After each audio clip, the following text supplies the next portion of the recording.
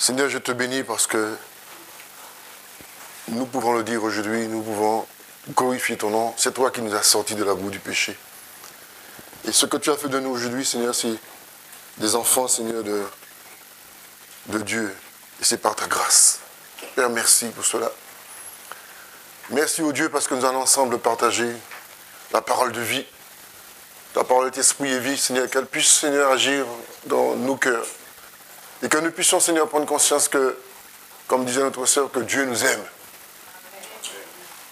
Et son désir, c'est que nous soyons tous sauvés. Seigneur, je te prie pour que les barrières tombent entre chacun de nous, entre toutes les assemblées, tous les ministères. Et que nous puissions vraiment, Seigneur, dire que nous sommes vraiment une famille de Dieu. Merci au Dieu de nous communiquer, Seigneur, la révélation de ta parole. Que ton nom soit glorifié, Père, au nom puissant de Jésus. Amen. Amen. Je vais lire avec vous un passage dans l'Exode.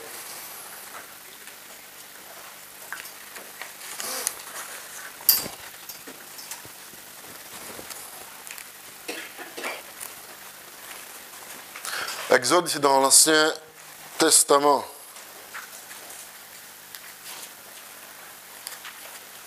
Au fait, la Bible a combien de livres, en fait? La Bible est composée de combien de livres? Vous savez que la Bible, c'est une bibliothèque. Il y a combien de livres dans la Bible? Ah, c'est pas une colle, c'est une question.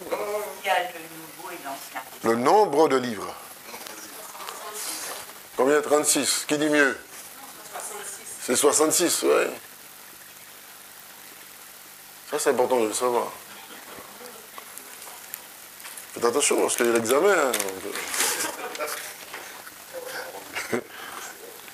On oublie. Exode 16, chapitre 16.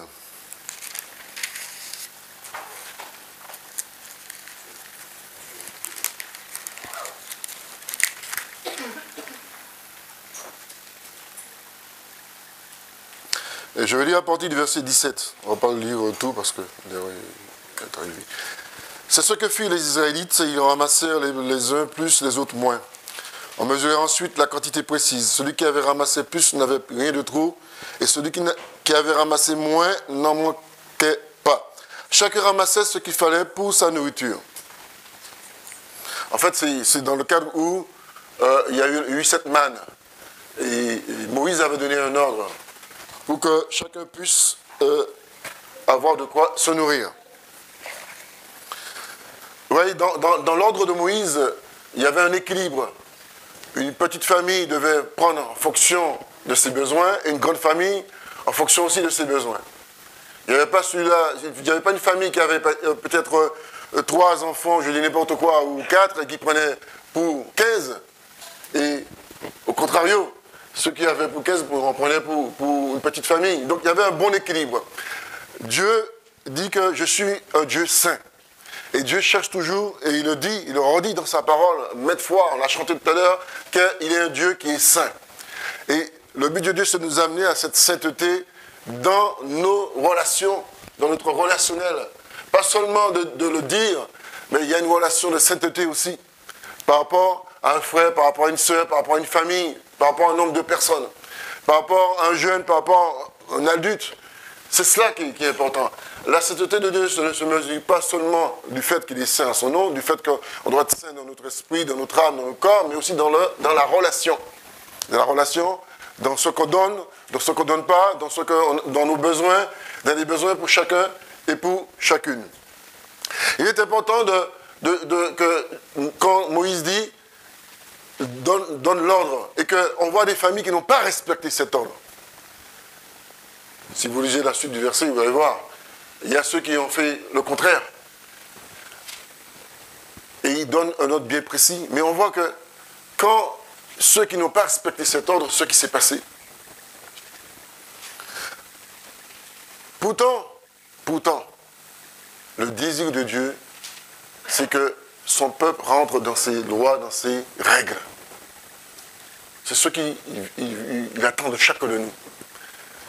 Jésus dit que si on n'est pas du monde, on est dans le monde mais on n'est pas du monde, cette parole a une importance capitale. D'où, parfois, on ne fait pas attention, on fait abstraction de cette parole de Jésus. C'est de faire que ceux qui sont du monde regardent ce peuple racheté. Il doit avoir cette différence de manière visuelle. Le visuel est important. Le visuel est important. Sans parole, le visuel. Les gens regardent et disent, ces gens-là ne sont pas comme nous. Nous, on ne fait pas attention à cela. Tout à l'heure, je vous disais que nous devons nous prosterner devant Dieu avec des ornements sacrés, des choses saintes. Et ça, on ne fait pas non plus attention à cela. Le peuple de Dieu doit totalement être différent et encore différent de ceux qui ne sont pas de Dieu. Il doit avoir cette différence-là pour dire, mais qui sont ces gens? Est-ce qu'on se pose la question que nous sommes souvent observés sans le savoir?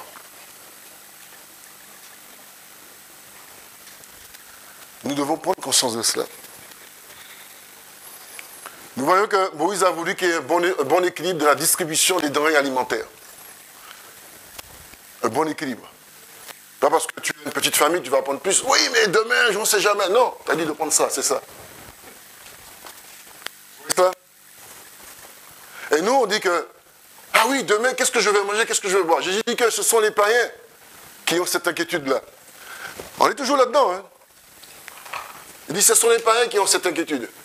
Il dit, chaque jour, vous aurez à manger. Prenez la quantité suffisante qu'il vous faut. Pas plus, pas moins. Mais on dit, mais est-ce que vraiment il y aura quelque chose? On ne croit pas à cette parole. On ne croit pas que ce qui est dit, ça va vraiment... ça va être quelque chose qui va amener le peuple à être certain qu'il y en aura. Est-ce qu'on est sûr de la parole qu'on lit? Et est-ce qu'on est dans l'assurance de la parole qu'on lit chaque jour? La Bible dit que pour que nous puissions être dans l'assurance de la parole de Dieu, que nous devons nous renouveler chaque matin. Chaque matin en Jésus, parce qu'il nous renouvelle ses compassions pour nous. Ça montre que nous ne sommes pas un peuple comme les autres peuples. Si chaque matin on doit se renouveler, chaque matin doit être une personne totalement régénérée. Pas avec les mêmes refrains, pas avec les mêmes jérémiades tout le temps. Aujourd'hui, c'est le jour, il y a la nuit qui arrive. Le lendemain, tu te réveilles, parce que Dieu te fait grâce, parce que c'est lui qui tient ta vie entre ses mains. Il a le pouvoir de la vie et de la mort. Et quand tu te réveilles, tu es une nouvelle personne.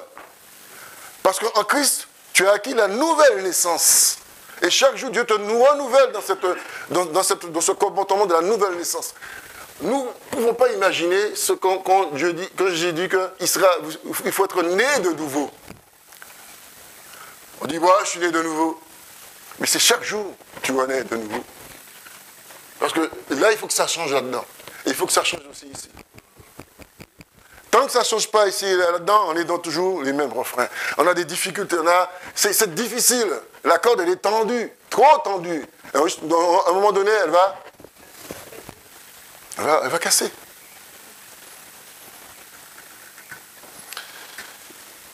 L'obéissance à la parole de l'Éternel, la parole proclamée doit être... Quand Dieu parle, on doit obéir. Que ce soit au travers d'un homme ou d'une femme, Dieu a parlé. Faites ce qu'il a dit. C'est ce que Dieu nous dit. Je vous donne un ordre, obéissez à cet ordre.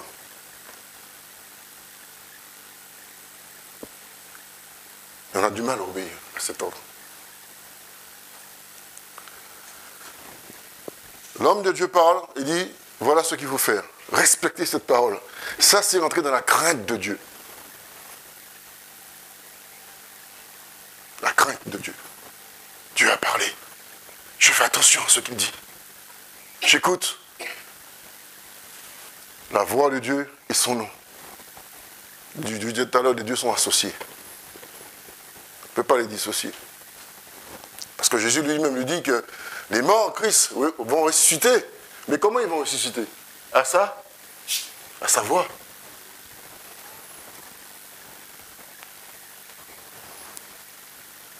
Allons un peu plus loin dans 2 Corinthiens 8, 12. Est-ce que je vais plus accélérer un peu?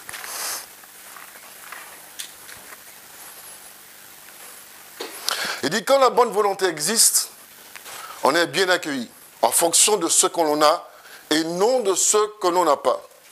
En effet, il ne s'agit pas de vous exposer à la détresse pour en soulager d'autres, mais de suivre un principe d'égalité. Un principe d'égalité. Donc, on revient de ce qui a été dit, fait déjà dans Moïse. On revient dans le principe d'égalité. Dans les circonstances actuelles, votre abondance pourvoira à leurs besoins, afin que leur abondance aussi pourvoie à vos besoins. Je m'arrête là. La bonne volonté, quand elle existe, la bonne volonté. On va dire, oui, bon, dans ce texte, c'est plus dans le sens financier. Mais la bonne volonté n'est pas que dans le sens financier. Elle est dans tout. Et je parlais tout à l'heure des familles, petite quantité de familles, je dirais nombreuses ou moins nombreuses. C'est là qu'on doit faire attention à cet équilibre que Dieu veut. Dieu nous a donné cet équilibre parce que Dieu veut que nous soyons un peuple différent, intelligent, sage, équilibré, sachant où il va, ce qu'il fait. C'est Dieu qui nous donne cela. Et nous avons reçu cela comme nous avons couru en lui. Renouveler l'intelligence. Renouvelle ton intelligence. On a besoin de renouveler cela. Le peuple de Dieu est un peuple différent. Totalement différent. Parce qu'il y a un lien qui est de cause à effet, c'est le lien de Christ qui est là. Et ce lien qui est en nous, doit nous perturber de manière, je dirais, dans le bon sens, pas dans le sens négatif, dans le sens positif. Parce que dans ce lien de Christ que nous avons, ils ont donné le Saint-Esprit. Et cela, nous devons prendre conscience de cela. Cette différence. Tu n'es plus ce que tu étais auparavant. Tu es une nouvelle personne. Tu as un équilibre, tu as une perception des choses, tu as des choses nouvelles. Tu vois beaucoup plus loin que les autres. Ta perception n'est plus terrestre, elle est céleste. On le dit souvent, on est pèlerin et voyageur. À moins si tu es attaché à tout, et puis le jour où tu partiras, on te donnera tout. Mais bon, ce sera difficile. Mais c'est cela qu'il faut comprendre. Qui nous sommes, ou qui es-tu, et qu'est-ce qu'on fait de ce qu'on a reçu et de ce qu'on est. On dit, Dieu, on le prie souvent, on réclame. Mais est-ce que Dieu peut compter sur nous? On demande tout le temps à Dieu, oui, ceci, est-ce que tu existes? Est-ce que Dieu peut compter sur nous? Si nous sommes ses enfants, si nous sommes son peuple. Est-ce qu'il peut compter sur nous? Il dit que quand on rentre dans le cadre de cette nouvelle naissance, le cœur change. Il y a un changement. On se rapproche du cœur de Dieu qui a donné Jésus-Christ son Fils pour nous. Vous vous rendez compte de la différence? C'est plus un cœur qui est noué, mais qui se dénoue. Dans une tendresse, c'est donner et vouloir donner. On a des yeux spirituels, on voit les choses que les autres ne voient pas. Et cela nous amène à nous décarcasser pour lui. Et c'est ce qu'il attend de nous. C'est ça en fait. Enlever la vieille carcasse là. Et prendre quelque chose de nouvel. Et ça fait du bien. Parce que nous sommes cette famille que Dieu veut. Le peuple d'Israël est un peuple, il y avait 12 tribus, mais les 12 tribus étaient liées ensemble. Ça communiquait, ça parlait, ça échangeait. 12 frères, 12 mentalités différentes, mais un seul Dieu. Vous voyez cela? Mais tous, ils avaient un seul Dieu. C'était ce Dieu-là qui les a sortis d'Égypte. Mais pourtant, c'était 12 tribus. On peut être différents les uns des autres. On peut être d'une origine différente. Mais on a un seul Dieu. On a une seule Bible. L'évangéliste disait ça dernièrement ici.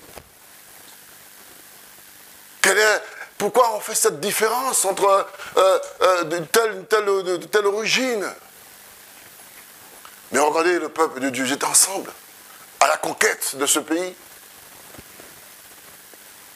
12 tribus, un Dieu, un guide. Jésus, c'est notre guide aujourd'hui. La bonne volonté va dans le sens de l'attitude du cœur. Cela sous-entend qu'il y a là aussi de la mauvaise. Ça existe la mauvaise volonté. Et nous connaissons, nous, quand nous sommes dans une mauvaise volonté. Nous savons quand nous sommes dans une mauvaise volonté. Parce que nos paroles sortent. Nous sommes des paroles de mauvaise volonté. Que nous allons un jour récupérer ces paroles-là. Faites attention à cela. Je vous disais que nous sommes les enfants de Dieu. À un moment donné, nous devons mettre derrière nous toutes ces choses mauvaises. Le mauvais d'être derrière nous. Malheur celui qui met la main à la charrue qui regarde en arrière. Mais nous oublions que nous sommes des enfants de Dieu. Le but, c'est d'aller toujours vers le bien, vers la connaissance de la vérité. Toujours chercher, jamais satisfait. Jamais satisfait. Si aujourd'hui nous sommes dit on est satisfait, d'ailleurs s'il y a un problème, nous ne devons pas être satisfaits de ce que nous avons. On veut plus, Seigneur, plus, toujours. L'homme de Dieu est là, il le dit souvent. Toujours plus. Et ça, c'est important de vouloir plus de Jésus. Ne plus se contenter de ce qu'on a. S'asseoir sur ses acquis. On a ça, c'est bon. Non. On a pour principe de prendre les grandes choses. Mais dans les petites choses, Dieu nous regarde aussi. Parce qu'il le dit, sa parole, fidèle dans les petites choses. Et une petite parole qui est proclamée dans la maison de Dieu, c'est une parole qui est importante. Que nous ne devons pas laisser tomber. Et souvent, nous faisons aussi abstraction d'une petite parole. Mais Dieu nous observe, dit, je vais voir s'ils vont faire attention à ce qu'il dit là. Je vais voir s'ils vont le prendre. Oui, on continue à parler, on dit ça, on dit Amen, on dit celui-là, Alléluia. D'accord, mais est-ce qu'ils vont prendre ce qui a été dit là? Qui va le prendre sur un nombre de personnes dans une assemblée? Qui va faire attention? Qui va relever? Qui va dire, ah, il y a une parole qui a été dite. Mais elle a été dite timidement, mais je prends cette parole, elle est importante. Qui va négliger un frère, une soeur par rapport à sa culture, par rapport à son intelligence, par rapport à sa situation sociale? On peut faire cette différence-là aussi. Mais oui, la Bible en parle. Parce que je suis peut-être bien sapé, bien nippé. Là, on va faire attention. Non, mais on peut négliger, non. Faut pas... Et c'est cela que c'est important. Ne pas avoir cette différence-là. La Bible parle de la libéralité, la bonne volonté. La bonne volonté nous amène à nous ouvrir, sans nous restreindre. Parce que l'Esprit de Dieu nous parle. Il sait ce que nous avons. Et oui, et il sait ce que nous n'avons pas. Il connaît nos possibilités ou pas. Ce qu'on peut donner, ce qu'on ne peut pas donner, ce qu'on peut faire, ce qu'on ne peut pas faire. En fonction de nos capacités physiques, mais aussi en fonction aussi de nos capacités aussi financières, matérielles. Toutes ces choses-là font partie de cela. Il n'y a pas que le côté financier qu'il faut regarder. Et toujours on est acté sur le côté financier. Je prends un exemple. Tu peux avoir chez toi des vêtements que tu t'en sers plus. Et ton armoire est blindé, mais tu vas encore acheter, tu en as encore. Tu fais quoi de tout cela? Elle est blindée, tu vas prendre une autre armoire, tu vas en mettre encore dedans. Ah, ça, je ne mets plus ça, c'est vieillot, c'est dépassé. Mais il y a d'autres personnes qui en ont besoin. Eh oui. Ah, j'ai 12 paires de chaussures. Mais oui, la valise, elle est pleine, tu en mets encore dedans. On le dit souvent, l'Église est là pour pouvoir subvenir dans la mesure de ses moyens à ceux qui en ont besoin. Et probablement parmi nous, il y a des frères et sœurs qui ont des besoins, déjà, pour les enfants de Dieu. Si nous rebondissons dans les actes, ils en parlent. Ceux qui avaient reçu le Seigneur, il y avait une totale différence dans leur mentalité, dans le comportement. Leur cœur était grand ouvert, ce n'étaient plus les mêmes personnes. Ils n'étaient pas repliés sur eux-mêmes, stressés. Mais ils donnaient, ils avaient un cœur large comme ça. Ils partageaient, ils venaient. Regardons-nous aujourd'hui. C'est pas ça. C'est plus la même chose. Lire, c'est une chose. Et la pratique, bonjour. C'est cela qu'on voit, nous, ce qu'on est vraiment. Et c'est dur. Dieu est patient. Il parle. Et il parle encore. Et il parle, il continue à parler. C'est cela que Dieu attend de nous. S'impliquer, s'investir, partager, donner, ça fait partie de la bonne volonté. Et c'est cela que Dieu aussi attend. On parle de Dieu, on parle de Jésus, on parle de toutes ces choses.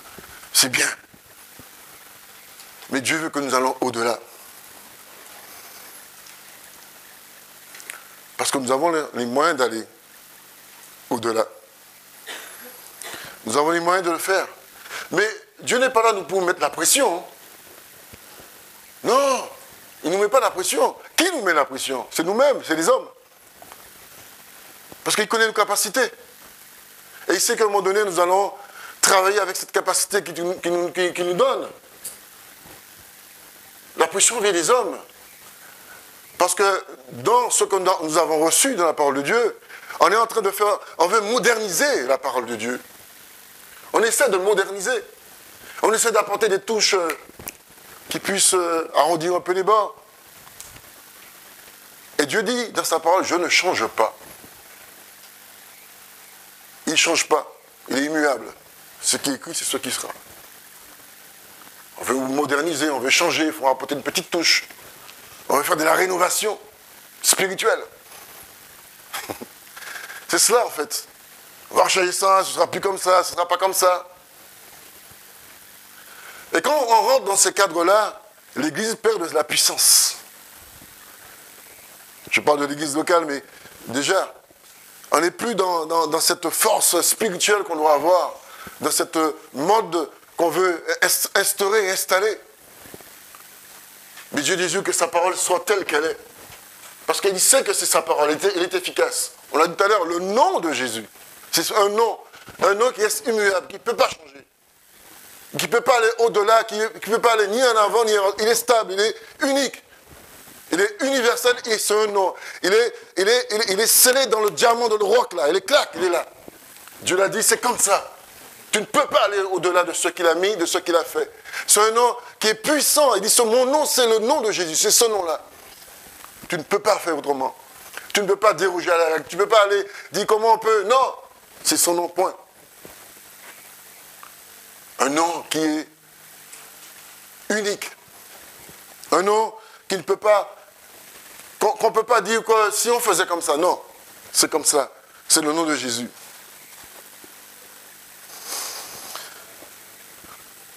Quand Jésus a dit, quand je serai élevé, j'attirerai les hommes à moi. Quand il a dit cette parole-là, il n'a pas dit une parole pour une parole, mais il a dit cette parole pour que les hommes, bien sûr, quand on dit les hommes, c'est une plurielle, il y a les femmes aussi, bien sûr, pour qu'il y ait vraiment des personnes qui soient comme lui-même. Attirés à moi. Ça veut dire quoi, attirer à moi? Ce sont des personnes qui sont pour moi. Pour moi. Parce que dans l'ensemble, il y a ceux qui sont là, mais qui ne sont pas pour lui. Quoi qu'ils ont été attirés. Mais ils ont stoppé l'élan. Attirés à Jésus seul pour moi. J'attirerai des hommes. Comme un aimant qui attire un Paul pour pouvoir venir à Christ. Je serai élevé. Et ces hommes qui vont attirer à lui sont des hommes qui seront aussi élevés dans le sens spirituel. Ils verront des choses nouvelles. Parce que là-dedans, ça va être recréé. Dieu va nous recréer à cause de ce qui s'est passé dans le jardin. Il va nous recréer, il va nous reconstruire. C'est pourquoi il dit, il va reconstruire sous des anciennes ruines. On était des ruines. Et Dieu va reconstruire sous des anciennes ruines. Des personnes nouvelles, régénérées, douées d'une nouvelle mentalité, de comportements nouveaux, avec une vision nouvelle, avec une espérance nouvelle, Et une espérance qui sera en Christ, qui doit tenir dur dans leur cœur, comme un diamant. Après, vous voyez, le diamant, ça ne bouge pas, ça. Tu le passes une vitre, ça coupe la vitre. Avoir le montant dur comme un diamant. Jésus, il y a cette expression dans la parole de Dieu. Échanger, donner, partager, c'est ce que Dieu attend de nous. Nous voyons qu'il y a des catastrophes dans un pays. Qu'est-ce qui se passe? Il y a des pays qui viennent aider. Même s'il y a des différences politiques, etc. Mais on aide. L'entraide est là. On donne des vêtements, on donne des choses. Parce qu'il y a quelque chose, il y a un mouvement qui s'est passé, c'est terrible. Donc on va vers l'entraide, on donne, on partage. Et pourtant, ce ne sont pas des enfants de Dieu. L'aide humanitaire est là. C'est une leçon aussi pour nous. Parce qu'on voit qu'ils le font. Même quand il y a des différences. On ne s'arrête pas à cela. Là, le cœur est ouvert, on donne. Et c'est ça que nous sommes amenés aussi à faire. Mais avec les moyens que nous avons. On ne va pas chercher les... Non, on a des moyens, on fait avec ce qu'on a. Mais le fait de le faire avec les moyens qu'on a montre qu'on a ce vouloir. Dieu crée cela en nous. Il a déjà mis cette motivation en nous. Il a déjà mis en nous cette bonne volonté. Parce que Paul dit quand elle existe. Il montre que l'existence d'une chose nouvelle crée des choses nouvelles. Quand elle existe, il y a un changement. Il y a une nouvelle vision des choses. Quand elle existe, cela. Les parents disent aux enfants, ah, tu mets de la mauvaise volonté, toi. Hein? Et oui, tu mets de la mauvaise volonté. Mais nous aussi, nous pouvons mettre de la mauvaise volonté dans la maison de Dieu. C'est peut-être au service, par exemple. Ah oui, on peut avoir cette mauvaise volonté pour servir. Quoi qu'on ait appelé à servir. Tous. Mais la bonne volonté crée, je dirais, un ensemble unique. Une cohésion unique. Une coordination unique. C'est cela qui fait la différence. Et c'est ça qui change tout. Quand on est dans une bonne disposition de cœur, l'atmosphère change au sein de l'Assemblée de Dieu. Il y a une bonne atmosphère, il y a une bonne odeur, il y a quelque chose qui sent bon. Il y a un bon parfum. Parce que là-dedans, là, ça change. Puis ça descend dans le cœur. Ça sent bon. On est bien. Et même quand tu rentres, tu es fatigué, tu n'as même pas besoin qu'on prie pour toi. Parce qu'il y a une bonne atmosphère, c'est bon. Oh, tu dis, quand je suis arrivé ici, j'avais mal à d'un seul coup, j'ai eu plus mal. Tout est parti. L'état d'esprit que nous venons, avec quel état d'esprit nous venons, quand nous pénétrons cette porte, c'est là qu'il faut prendre conscience de cela. Dans quel état d'esprit nous sommes? Sommes-nous déjà préparés en amont pour pouvoir dire, voilà, nous voulons que ce soit comme ça, et ainsi de suite. Préparés. C'est cela. C'est ce qui change l'atmosphère. Il y a une atmosphère spirituelle totalement détendue. L'Esprit de Dieu agit avec puissance. Parce qu'il y a une bonne disposition de cœur. On le voit dans les actes. On voit ce qui s'est passé dans les actes. Il y avait des choses qui se passaient, des miracles, des prodiges. Les gens venaient. La ville est secouée. Nous pouvons secouer cette ville.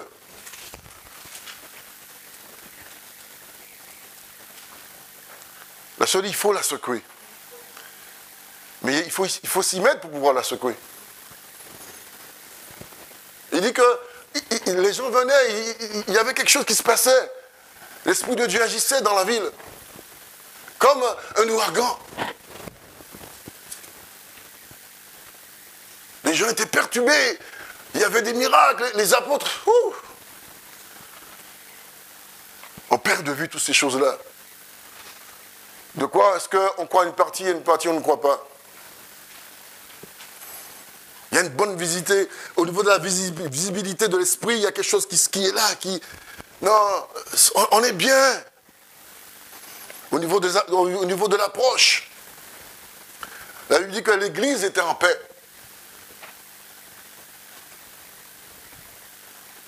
Ça montre que nous avons les moyens de pouvoir agir de tout ce qui est autour de nous. La force spirituelle de l'Église est forte quand on prend acte de cela. Et il y a des conséquences importantes sur ceux qui sont sans Dieu, sans espérance.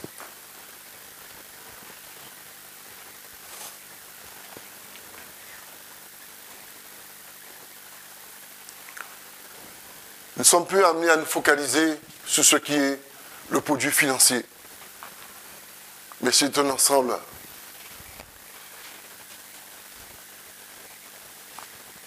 Quand on parle de libéralité, tout de suite on voit quoi? Money, money. On voit l'argent.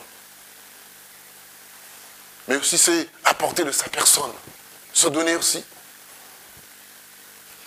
Se rassembler ensemble. Et être ensemble.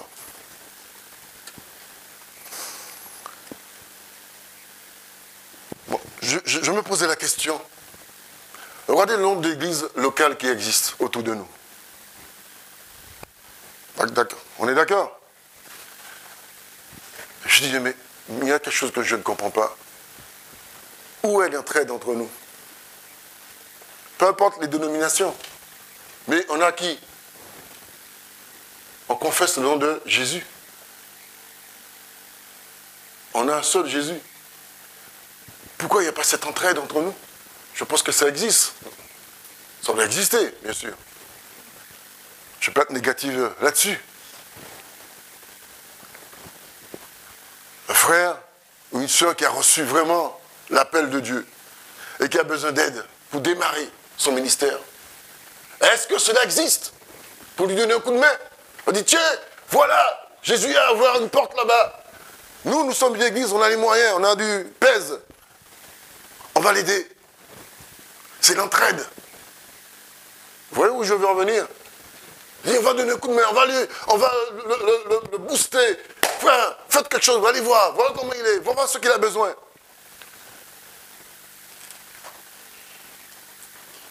Existe-t-il des églises riches, des églises pauvres, des ministères riches, des ministères pauvres? Cela existe, mais ça ne devait pas exister.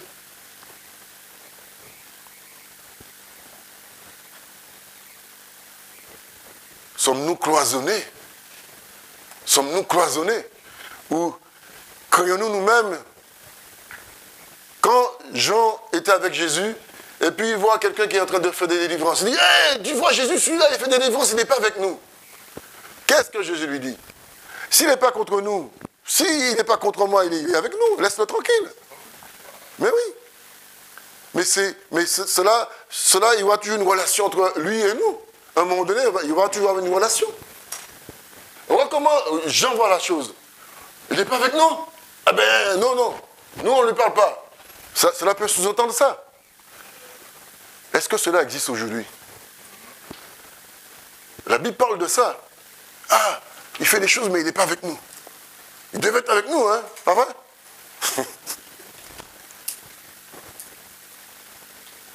Il dit, il n'est pas avec nous. J'ai dit, laisse-le tranquille.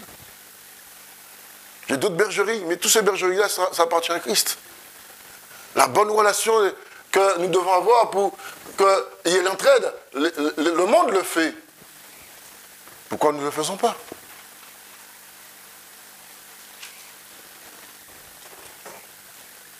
Tu dis, tiens, je vais aider mon frère. Là, il a vraiment un problème. Et tu dis, bon, on va lui donner un coup de main. On va l'aider pour pouvoir démarrer, on va l'aider pour pouvoir... On va aller le voir, on va même donner un coup de main dans les prédications pour pouvoir lui donner des conseils, pour vraiment que ça puisse démarrer, que ça puisse partir de bon élan. Nous ne sommes pas des castres, nous ne sommes pas des sectes, nous ne sommes pas fermés, mais nous sommes de ceux qui doivent être totalement ouverts. Et c'est ça qui est important. Pourtant, Dieu nous donne des opportunités. Elles sont souvent même à la portée de nos mains. Les opportunités sont là. Dieu nous donne des opportunités, vous savez ça? Combien de fois? On est dans l'abondance et dans la surabondance.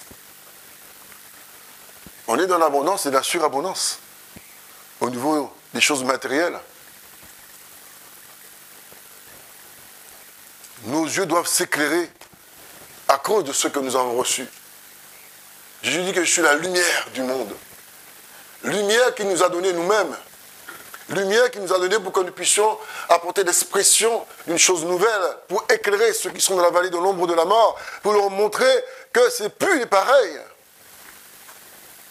La lumière, pas lumière au sens, je dirais, propre du terme, au sens étymologique du mot, comme la lumière qu'on voit ici, artificielle, mais la lumière spirituelle, pour montrer aux hommes la différence entre ceux qui ont ce vrai Dieu et ceux qui ne l'ont pas.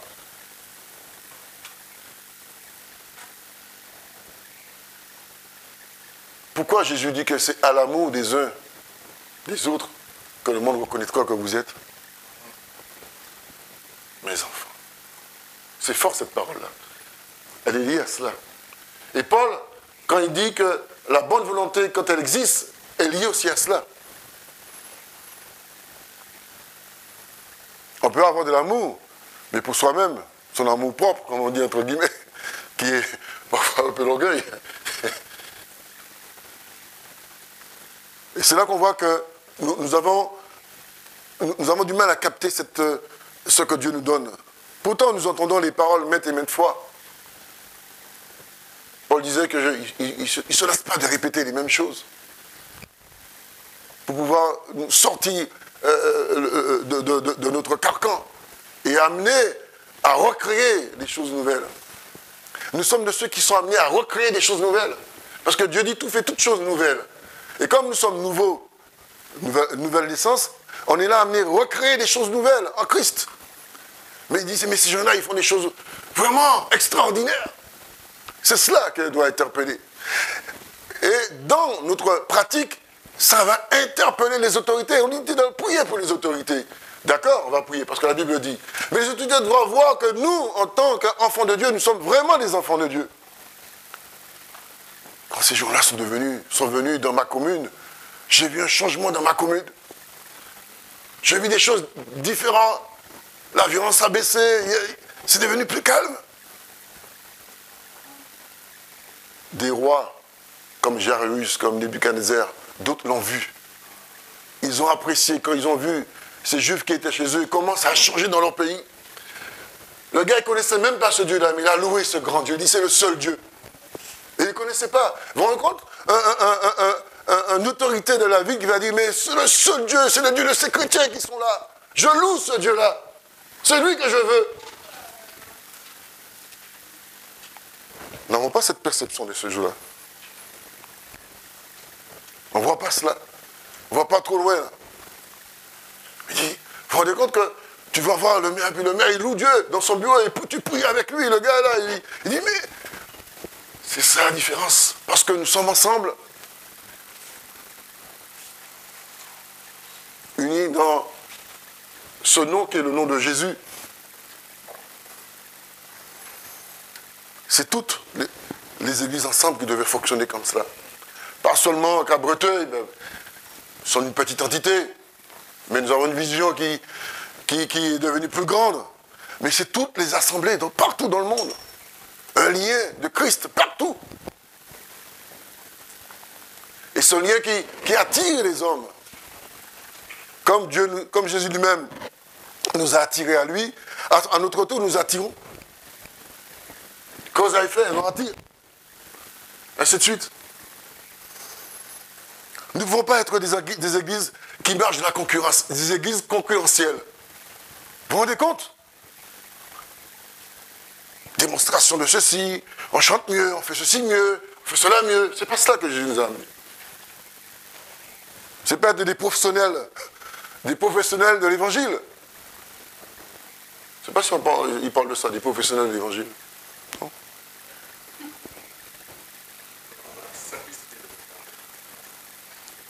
Nous ne sommes pas amenés à la concurrence.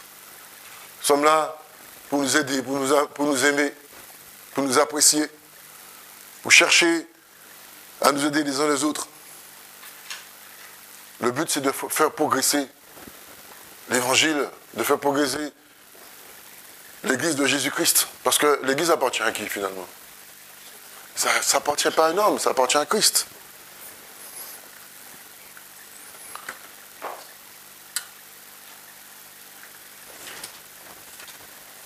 Nous avons les moyens de faire des choses. Je dis même avec le très peu de moyens qu'on a, mais c'est le déclic du départ qui donne la grandeur de la chose par la suite.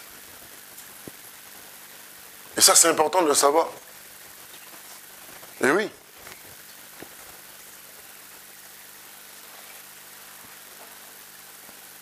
Je pense que chacun de nous, Dieu nous parle d'une manière que parfois on ne fait pas trop attention, mais Dieu nous parle. Dieu nous parle d'une manière que nous puissions prendre conscience de cela. Qu'il est toujours là, il est toujours prêt pour nous, et que nous puissions faire ce qu'il attend de nous.